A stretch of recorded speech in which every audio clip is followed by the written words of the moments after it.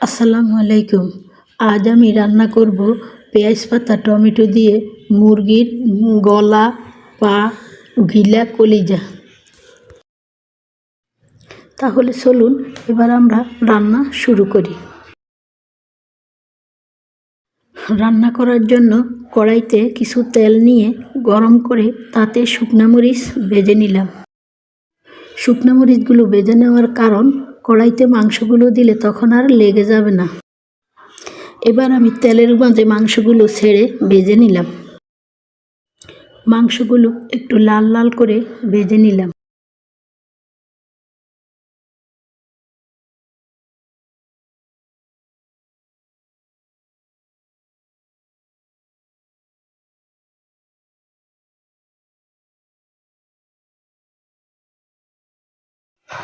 ওই তেলের মাঝে পেঁয়াজ পিষা দিয়ে ভালো করে লাল করে নেড়ে ছেড়ে ভেজে নেব। পেঁয়াজগুলো একটু লাল হয়ে গেলে তার মাঝে কিছু গরম মশলা, দারচিনি, লং, এলাচি ছেড়ে দেব।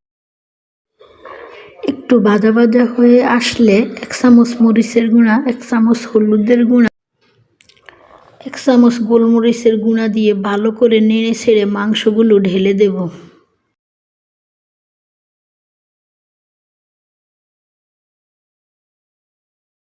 মাংসগুলো ঢেলে দিয়ে নেড়ে ছেড়ে 1 চামচ জিরা বাটা, 1 চামচ আদা বাটা, 1 চামচ রসুন বাটা দিয়ে ভালো করে মিশিয়ে নেব।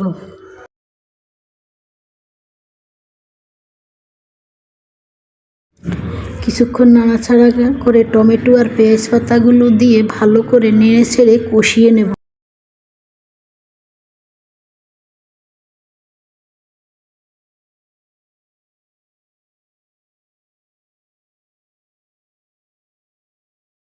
ভালো করে কষিয়ে পরিমাণ মতো পানি দিয়ে দেব।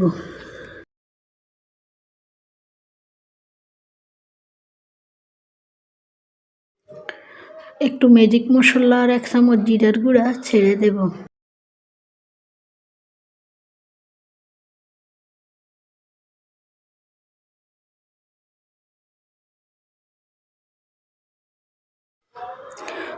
ভালো করে নেড়ে ছেড়ে উপর দিয়ে কাটা পেঁয়াজগুলো ছেড়ে দেব।